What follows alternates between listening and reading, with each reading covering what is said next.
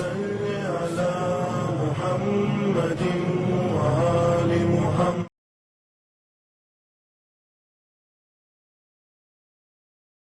اعوذ باللہ من الشیطان الرجیم. بسم اللہ الرحمن الرحیم وبہ نستعین وہو خیر وناصر ومعین.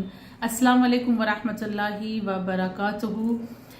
ازدواجی زندگی کو کس طرح سے ڈیل کیا جائے یا میریڈ لائف کو کس طرح سے ہیپی بنایا جائے، یہ ایک نازک موضوع مجھے دیا گیا.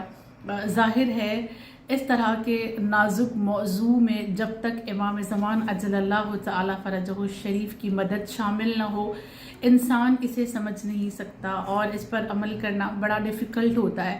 لہٰذا سب سے پہلے امام زمان کی بارگاہ اقدس میں ان کی جدہ حضرت زہرا کا واسطہ دیتے ہوئے ان سے مدد طلب کرتے ہیں. مولا اس موضوع کو سمجھنے اور اس پر عمل کرنے کی ہمیں توفیق عطا کرنا.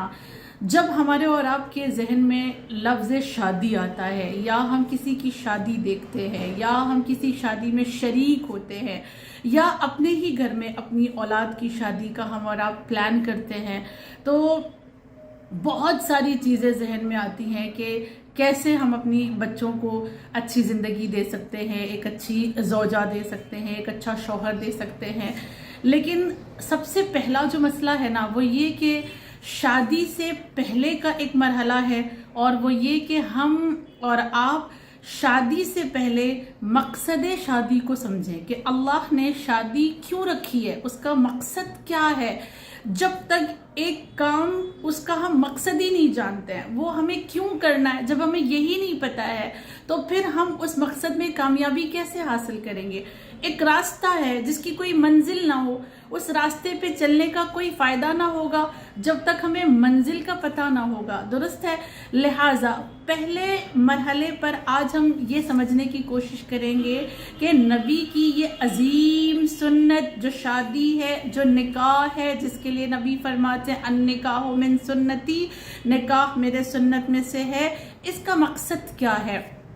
کتاب ہمسرداری رائٹر ابراہیم امینی صاحب نے اپنی اس کتاب کے پہلے درس میں ہمیں مقصد شادی سمجھانے کی کوشش کی، جس میں سب سے پہلا وہ بتاتے ہیں کہ شادی کا پہلا مقصد یہ ہے کہ ایک نوجوان کو آشیانہ ملے.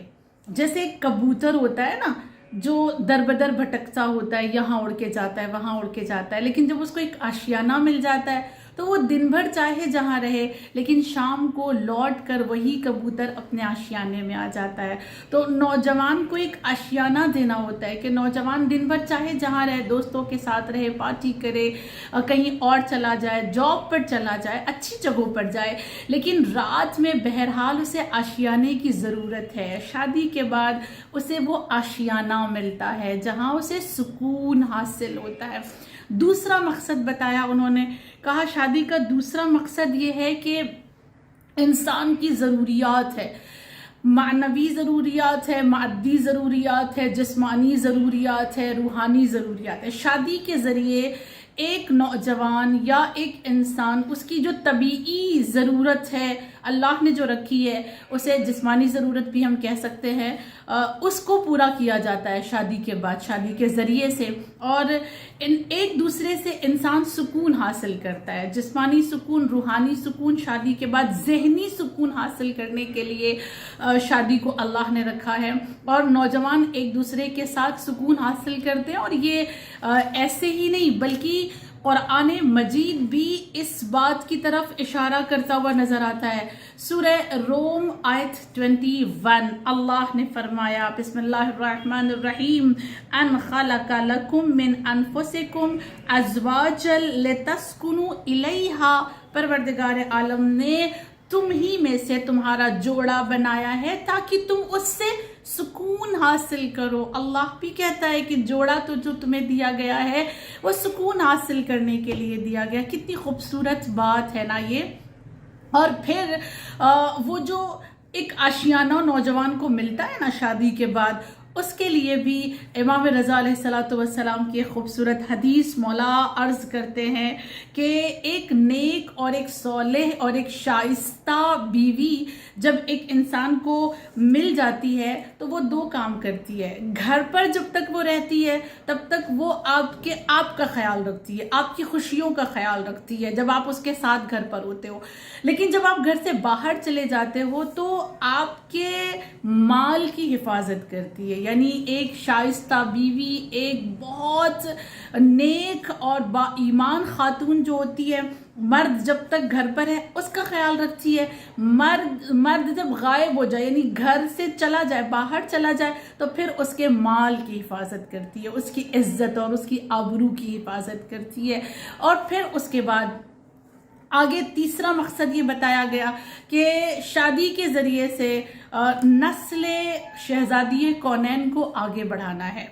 شادی اس لیے رکھی گئی تاکہ اولاد حضرت زہرا کو کثیر کیا جائے. پتہ ہے نبی کیا فرماتے ہیں؟ خوبصورت حدیث نبی فرماتے ہیں کہ تم میری سنت پر، یعنی نکاح والی سنت پر عمل کرو تاکہ اس نکاح کے ذریعے سے اولاد دنیا میں آئے، فرزند دنیا میں، اور میں روز محشر اپنی امت کی کثرت کو دیکھ کر فخر کروں. اللہ اکبر! کتنی خوبصورت بات ہے کہ نبی فرماتے ہیں کہ میں اس کثرت کو دیکھ کر محشر کے میدان میں فخر محسوس کروں گا کہ دیکھیں میری امت کی کثرت کتنی زیادہ ہے. لہٰذا نبی کہتے ہیں کہ میری سنت شادی نکاح پر اس لیے تم عمل کرو تاکہ فرزند دنیا میں آئے، تاکہ نسل شہزادی آگے بڑھ سکے. پھر اس کے بعد ایک بہت لطیف اور نازک بات کہی گئی کہ انسان کو دنیا میں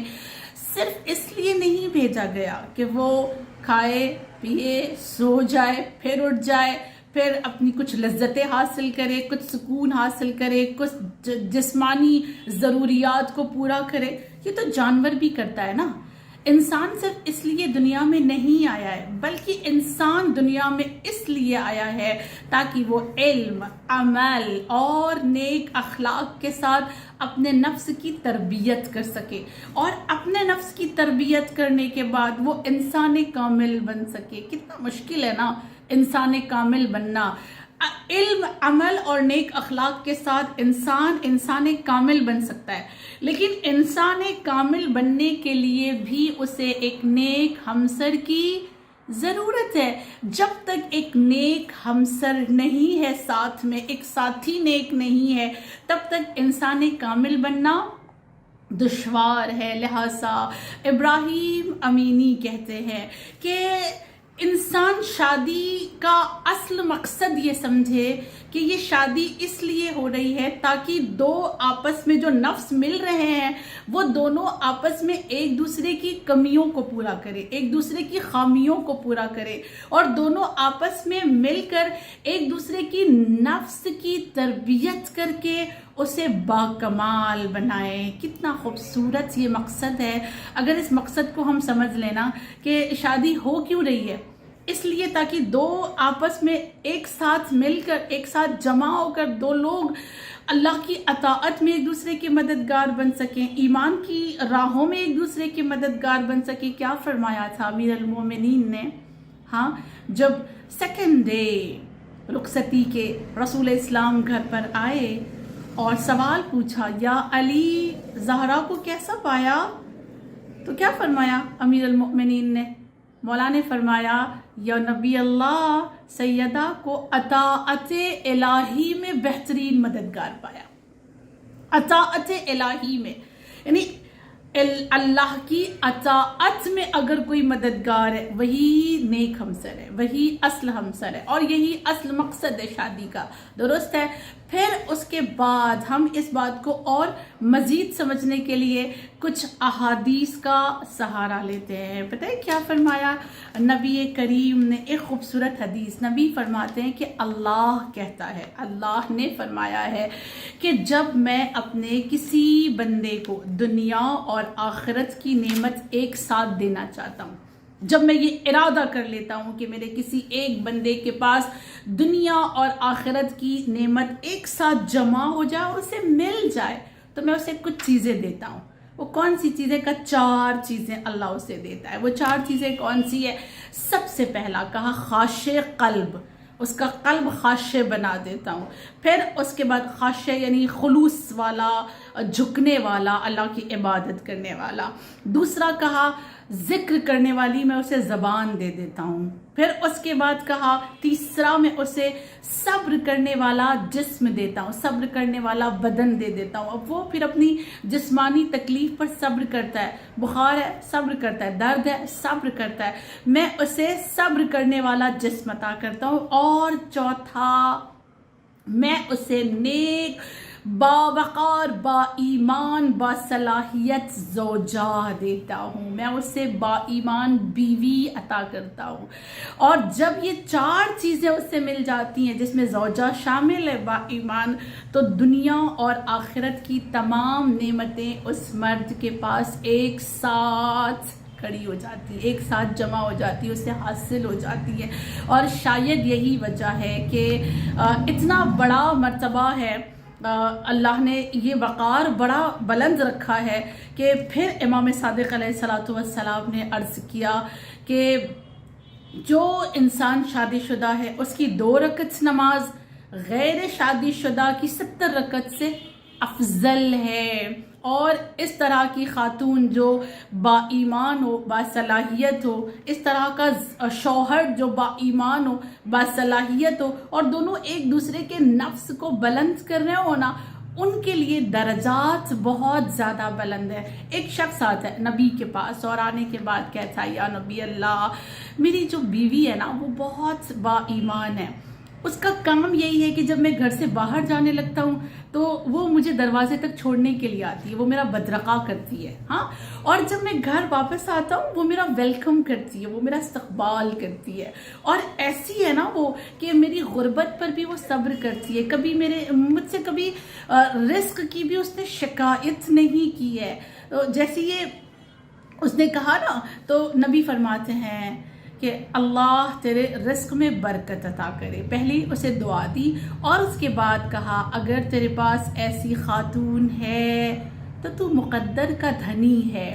اور نبی فرماتے ہیں کہ یہ ایسی اگر عورت تمہارے پاس موجود ہے، ایسی خاتون اگر تمہارے پاس موجود ہے جو تمہیں قلب کا سکون دیتی ہے، جو تمہاری غربت پر صبر کرتی ہے اور شکایت نہیں کرتی، اس کا اجر شہید کے برابر ہے، یعنی شہیدوں جیسا اسے اجر دیا جاتا ہے. لہٰذا ہم پہلے مرحلے پر یہ سمجھیں کہ پروردگار عالم نے کیوں شادی رکھی ہے، کیوں نبی نے فرمایا کہ نکاح میری سنت ہے، کیونکہ نکاح کے ذریعے لوگ بلندی حاصل کرتے ہیں، اپنے نفس کو بلند کرتے ہیں. خداوند کریم ہمیں توفیق دے کہ ہم اپنے نفس کی تربیت کے ساتھ ساتھ اپنے ہمسر کی تربیت کرنے کے قابل بن سکیں اور دونوں ایمان کی بلندی حاصل کرتے ہوئے امام کے لشکر میں جگہ حاصل کر سکیں. وتقبل منا انک انت السمیع العلیم.